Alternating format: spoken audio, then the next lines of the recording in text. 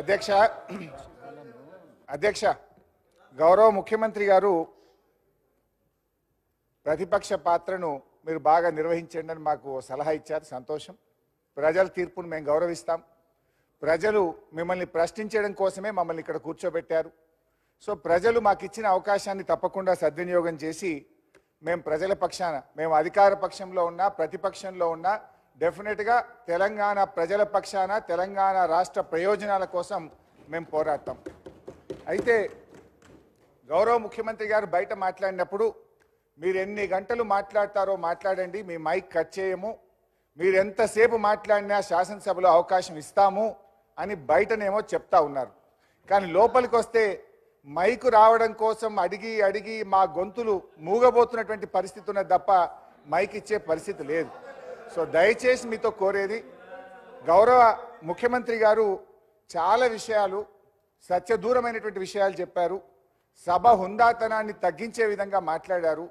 నేను ఆ విషయాలను రెక్టిఫై చేయాలి, సభ రికార్డ్స్ను దాన్ని కరెక్షన్ చేయడం కోసం నేను మాట్లాడే ప్రయత్నం చేస్తూ ఉన్నా. ఇకపోతే అధ్యక్ష, ముఖ్యమంత్రి గారికి కూడా నా సూచన ఏంటంటే, వారు మాట అన్నారు, నాకు ఇంత గొప్ప అవకాశం వచ్చింది చిన్న వయసులో. ఎస్, మీరు వ్యంగ్యం తగ్గించుకోండి, వ్యవహారం మీద దృష్టి పెట్టండి. మీ మాటల్లో వ్యంగ్యం ఎక్కువైంది, వ్యవహారం తక్కువైంది. ఇలా మీరు ఒక ముఖ్యమంత్రిగా ఈ రాష్ట్రాన్ని బాగు చేయడం కోసం చక్కగా మాట్లాడితే తప్పకుండా మేము సహకరించడానికి సిద్ధంగా ఉన్నాం. అయితే అధ్యక్ష, ఈరోజు మన రాష్ట్రానికి ఒక మంచి రోజు, చాలా గొప్ప దినం. ఒక రకంగా చెప్పాలంటే ఈరోజు కేంద్ర ప్రభుత్వం గౌరవ పివి నరసింహారావు గారికి భారతరత్న అవార్డు ఇవ్వడం, ఇది మనందరికీ కూడా గర్వకారణం. అధ్యక్ష, నేను మీ ద్వారా ప్రభుత్వానికి ఒక చిన్న అప్పీల్ ఏంటంటే, ఇదే శాసనసభలో పివి నరసింహారావు గారికి భారతరత్న ఇవ్వాలని మనం ఏకగ్రీవ తీర్మానం చేసి పంపిస్తే, ఈరోజు కేంద్ర ప్రభుత్వం వారికి భారతరత్న ఇచ్చినందుకు ఈ సభలో ఏకగ్రీవ తీర్మానం చేసి మనము కేంద్ర ప్రభుత్వానికి కృతజ్ఞత చెప్పాలి. మన పివి గారి గౌరవాన్ని మనం పెంచుకోవాల్సిన అవసరం ఉంది.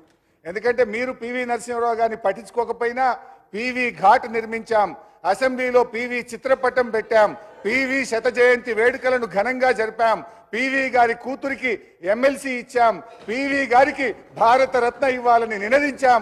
ఇవాళ అది నిజం కావడం, ఇది యావత్ తెలంగాణ ప్రజలకు గర్వకారణం. మీరు బేషిజాలకు పోకుండా మీ కాంగ్రెస్ పార్టీ నాయకుడు పివి గారికి భారతరత్న వచ్చింది కనుక ఇవాళ పివి గారిని అభినందిస్తూ కేంద్ర ప్రభుత్వానికి ధన్యవాదాలు తెలియజేస్తూ ఈ సభలో బేషిజాలకు పోకుండా ఏకగ్రీవ తీర్మానం చేయాలని మీ ద్వారా సభా నాయకుడిని కోరుతా ఉన్నాను అధ్యక్ష. ఇక రెండో విషయం అధ్యక్ష, గౌరవనీయులు ముఖ్యమంత్రి గారు నన్నెవరన్నా ఎమ్మెల్యేలు గెలవడానికి వస్తే మీ పార్టీ నాయకత్వానికి నమ్మకం లేదు, వాళ్ళతోని మీరు ప్రెస్ మీట్లు పెట్టించారన్నారు. నమ్మకం లేని మా నాయకత్వానికి కాదు అధ్యక్ష, మీ అధిష్టానానికి నమ్మకం లేదు. మీరు ప్రధానమంత్రి గారిని కలవడానికి వెళ్తే మీ వెంట ఉప ముఖ్యమంత్రి గారు పంపించిన చరిత్ర మీ పార్టీది. అదొక్కసారి మీరు గుర్తుపెట్టుకుంటే మంచిది. నమ్మకం లేని మా అధిష్టానానిక మీ అధిష్టానానిక ఇలా రాష్ట్ర ప్రజలందరికీ కూడా తెలుసు. అధ్యక్ష, గౌరవనీయ ముఖ్యమంత్రి గారు ఇవాళ జీతభత్యాల గురించి 1వ తేదీనే జీతభత్యాలు ఇచ్చామని చెప్పారు. ఇది పూర్తిగా సత్యదూరమైనటువంటిది. నిన్న 7వ తారీఖు దాకా కూడా ఉద్యోగస్తులకు జీతాలు పడుతున్నాయి. ఇవాళ ఉదయం నా దగ్గరికి కాంట్రాక్ట్ లెక్చరర్లు వచ్చి, అన్నా 2 నెలలైంది జీతాలు రాలేదు, అసెంబ్లీలో మాట్లాడండి అని ఈరోజు ఉదయం కాంట్రాక్ట్ లెక్చరర్లు నా దగ్గరికి వచ్చారు. ఈ రాష్ట్రంలో 12,660 ఈజీఎస్ ఉద్యోగులకు ఇవాళకి జీతం బల్లే, వేలాది మంది ఐకేపీ ఉద్యోగులకు వివోఏలకు ఇవాళటి వరకు జీతం బల్లే, హాస్పిటళ్లలో అవుట్ సోర్సింగ్ ఉద్యోగులకు 2 నెలలుగా వేతనాలు లేనటువంటి పరిస్థితి, విద్యాశాఖలో సర్వశిక్ష అభియాన్లో ఇప్పటి వరకు ఉద్యోగస్తులకు జీతాలు రాని పరిస్థితి.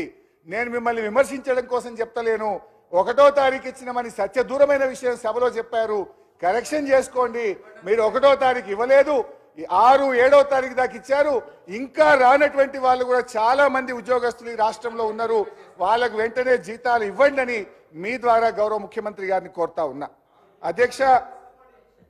అధ్యక్ష, పెన్షన్ల గురించి గౌరవ ముఖ్యమంత్రి గారు మాట్లాడారు.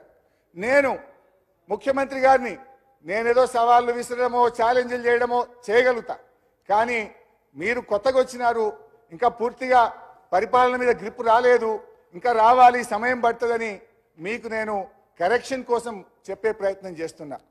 జనవరి నెలలో గౌరవ హరీష్ రావు గారు, మీ పేరు తీసుకొని అవే ఏదైతే చెప్తున్నా, మాట్లాడిండో అవే చెప్తున్నా. ఆ నా విషయానికి పేరు రండి. తీసుకొనే చెప్పిండ్రు. మీరు ఆర్థిక మంత్రి అని నా పేరు తీసుకొనే చెప్పింది కనుక చెప్తున్నా. ఎస్, వారు జనవరి నెలలో వృద్ధులకు వితంతువులకు ఆసరా పెన్షన్ ఇవ్వలేదు. ఆ నెల పెన్షన్ వినండి వినండి, జనవరి నెల పెన్షన్ ఫిబ్రవరి 1వ తారీఖు 2వ తారీఖు నుంచి స్టార్ట్ చేసిండ్రు. అది ఫిబ్రవరి పెన్షనా జనవరి పెన్షనా? జనవరి నెల మొత్తములో ఆసరా పెన్షన్ ఈ రాష్ట్ర ప్రజలకు అందలేదు. జనవరి నెలలో ఇవ్వాల్సింది ఫిబ్రవరి 1వ తారీఖు నుంచి స్టార్ట్ అయింది. మరి అట్లా అనుకుంటే ఈ ఫిబ్రవరిలో జనవరిది ఫిబ్రవరిది రెండు కలిపి ఇస్తే అది కరెక్ట్ అవుతుంది. కానీ మీరు గొప్పగా ఏం చెప్తున్నారు, 1వ తారీఖే ఆసరా పెన్షన్ ఇచ్చినామని గొప్పగా చెప్పుకునే ప్రయత్నం చేసి పప్పులో కాలేసిండ్రు. అది ఫిబ్రవరి కాదు, జనవరి నెలలో ఎగ్గొట్టిందని ఫిబ్రవరి 1 స్టార్ట్ చేసిండ్రు. I request the CM to stand correction. అధ్యక్ష, ఇకపోతే రైతు బంధు విషయంలో కూడా గౌరవ ముఖ్యమంత్రి గారు మాట్లాడారు. రైతు బంధు విషయంలో వారు కొన్ని సంవత్సరాలది ఉటంకించే ప్రయత్నం చేసినారు. రైతు బంధులో వారు చెప్పిన దాంట్లో కొంతవరకు సత్యం, కొంతనేమో సత్య దూరం. ఏంటి, మేము చిన్న రైతులకు 7,500 కోట్లు రైతు బంధు వేయాల్సి ఉంటే దాదాపు 6,000 కోట్లు మొదటి నెల రోజుల్లోనే ఇచ్చాం. ఏదైనా చివరి 200, 300, 500 కోట్లుంటే ఆలస్యం జరిగి ఉండొచ్చు. కానీ మీ హయాంలో ఇచ్చింది 200, 300 మొదలు, ఇవ్వాల్సింది చాలా ఎక్కువ ఉన్నది అనేటువంటి విషయాన్ని మీ ద్వారా గౌరవ ముఖ్యమంత్రి గారి దృష్టికి తెస్తా ఉన్నాం. అధ్యక్ష, మీరు మాట్లాడొద్దంటే కూర్చుంటాం అక్క. అధ్యక్ష, ముఖ్యమంత్రి గారు ప్రతిసారి నా మీద ఓ అగ్గిపెట్ట ముచ్చట తీసుకొస్తారు. ఇది ఉద్యమకారులకు తెలుస్తుంది ఆ ఆవేదన, ఆ తపన, మా తన్లాట ఆ రోజు. ఎందుకంటే మీరేనాడు అమరవీరులకు శ్రద్ధాంజలి ఘటించిన వాళ్ళు కాదు, ఏనాడు అమరవీరుల కుటుంబాలను పరామర్శించిన వాళ్ళు కారు, ఏనాడు పాడెమోసిన వాళ్ళు కారు. ఉద్యమకారుల మీద తుపాకులు పట్టుకొని పోయిన మీకు అమరవీరుల గురించో తెలంగాణ పోరాటం గురించో మీకు తెలుస్తుందని నేను అనుకోను. ఏదేమనంటే ఓ అరిగిపోయిన గ్రామ్ఫోన్ రికార్డ్ లాగా ఈ అగ్గిపెట్ట ముచ్చేట మాట్లాడు బంద్ చేయండి. అది మా ఉద్యమ స్ఫూర్తి. మేము ఆ రోజుల్లో పోరాటంలో మా ప్రయత్నాన్ని మీరు అట్లా కించపరిచో తగ్గించో రాజకీయంగా విమర్శ చేస్తామనుకుంటే అది మీ విజ్ఞతకే వదిలేస్తున్నాం. అధ్యక్ష, ఈరోజు ఎస్ఎల్బిసి టనల్ విషయంలో కోర్స్ ఇరిగేషన్ మీద డిస్కషన్ ఉంటే చాలా డీటెయిల్గా నేను మళ్ళీ వాటన్నిటికి కూడా వివరణ ఇస్తాను. అధ్యక్ష, ఎస్ఎల్బిసి టనల్ విషయంలో మొన్న ప్రెస్ కాన్ఫరెన్స్లో ఈరోజు అసెంబ్లీలో కూడా గౌరవ ముఖ్యమంత్రి గారి సభను తప్పుదో పట్టించారు. మొన్న ప్రెస్ కాన్ఫరెన్స్లో 1 కిలోమీటర్ తవ్విండ్రు 10 ఏళ్ళల్లా అని చెప్పిండ్రు. ఇవాళ అసెంబ్లీలో 1.5 కిలోమీటర్ మాత్రమే తవ్వారు ఈ 10 ఏళ్లలో అని చెప్పి ఒక తప్పుడు మాటను సభలో చెప్పి రాష్ట్ర ప్రజల్ని మీరు తప్పుదో పట్టిస్తా ఉన్నారు. 11 కిలోమీటర్లు మా హయాంలో ఎస్ఎల్బిసి టనల్ తవ్వడం జరిగింది. దయచేసి ముఖ్యమంత్రి గారు దీన్ని కరెక్షన్ చేసుకోవాలి. ఇంకోసారి మాట్లాడేటప్పుడు డబుల్ చెక్ చేసుకొని మాట్లాడండి. అది మీ పొజిషన్కు, ఆ కుర్చీకి మీకు తగదు అని చెప్పి గౌరవ ముఖ్యమంత్రి గారికి మనవి చేస్తా ఉన్నాం. అధ్యక్ష, గౌరవ ముఖ్యమంత్రి గారు నాగార్జున సాగర్ డ్యామ్ గురించి కూడా మాట్లాడారు. నేను మీకు ఇచ్చే సూచన, విమర్శ చేయాలంటే నేను చాలా చేయగలుగుతా. కోర్స్ నా వల్ల నా మైక్ కట్ అవుతుంది.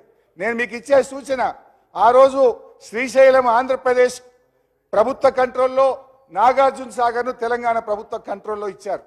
కానీ ఈరోజు ఎన్నికలు జరిగే రోజు, పోలింగ్ రోజు ఆంధ్రప్రదేశ్ దుర్మార్గంగా వచ్చి ఆ రోజు పోలీసులు వచ్చి వాళ్ళు ఆధీనం చేసుకున్నారు. ఎలక్షన్ జరిగేటప్పుడు ఏముంటుంది, మనమందరం ఎలక్షన్ కమిషన్ పరిధిలో ఉంటాం. రాష్ట్ర ముఖ్యమంత్రి ఆపద్ధర్మ ముఖ్యమంత్రిగా ఉంటారు. అయితే నేను మిమ్మల్ని కోరేది ఏంటంటే, ఇవాళటికి 2 నెలలైనా సిఆర్పిఎఫ్ పోలీసుల భద్రతలో ఇలా నాగార్జున సాగర్ ఉన్నది. శ్రీశైలం మాత్రం ఈ రోజు కూడా ఆంధ్రప్రదేశ్ పోలీసుల హయాంలో ఉంది. మీరు వెంటనే నాగార్జున సాగర్ను మన రాష్ట్ర ఆధీనంలోకి తీసుకునే విధంగా మీరు కృషి చేయాలని చెప్పి నేను విజ్ఞప్తి చేస్తా ఉన్నా. ఎందుకంటే శ్రీశైలం ఈరోజు ఏపీ ప్రభుత్వంలో ఉన్నప్పుడు సాగర్ మన చేతుల్లో ఉండాలి.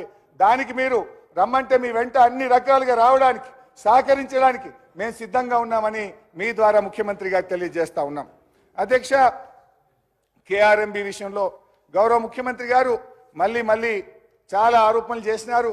నాకు క్లారిఫికేషన్ సమయం లేదు. కానీ ఇవాళ నేను అడిగేది ఒక్కటే, కేఆర్ఎంబిని అప్పచెప్పింది ఎవరు?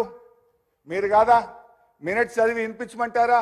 2 మినిట్లలో మీరు మీ ప్రభుత్వం వచ్చిన తర్వాత 17వ తేదీ 1వ తేదీ 2 మీటింగులు జరిగినాయి. 17వ తేదీ ఢిల్లీలో జరిగిన మీటింగ్లో కేఆర్ఎంబి మీటింగ్లో చాలా స్పష్టంగా మీరు ఒప్పుకొని వచ్చారు. Both the states will hand over 15 prioritized component outlets of Nagarjuna Sagar project and Srisailam project to KRMB within 1 month time period. ఇది ఎందుకు ఒప్పుకొని వచ్చినారు? మరి మేము ఆ రోజు ఒప్పుకోలేదే. ఇది నా కథ కాదు, నేను చెప్తున్నది కాదు. ఇది కేంద్ర ప్రభుత్వం ఇష్యూ చేసినటువంటి మినిట్స్ నెల రోజుల్లోగా అప్పచెప్తామని మీరు చెప్పొచ్చినటువంటిది. రెండవది అధ్యక్ష, మళ్ళీ ఈ విషయం మీద మీరు తెల్లారి పత్రికల్లో వార్తలు వచ్చినాయి. అయ్యో మనకు విద్యుత్ ఎట్లా, మన రాష్ట్రానికి అన్యాయం, జగన్ విజయం సాధించిన పత్రికల్లో వస్తే నేను ఆ రోజు ప్రెస్ కాన్ఫరెన్స్ పెట్టి ఈ ప్రభుత్వాన్ని తట్టి లేపినాం. అయితే లెట్ మీ కంప్లీట్. మొత్తం చెప్పినాక క్లారిఫై చేయమనండి. మొత్తం చెప్పినాక క్లారిఫై చేస్తే ఇంకా వాడికే మంచిగా ఉంటుంది. రెండవది సార్ ఒక్క నిమిషం, నేను విమర్శ చేస్తలేను. ఈ రాష్ట్ర ప్రయోజనాలు మినిస్టర్ గారు క్లారిఫికేషన్ ఇస్తారు.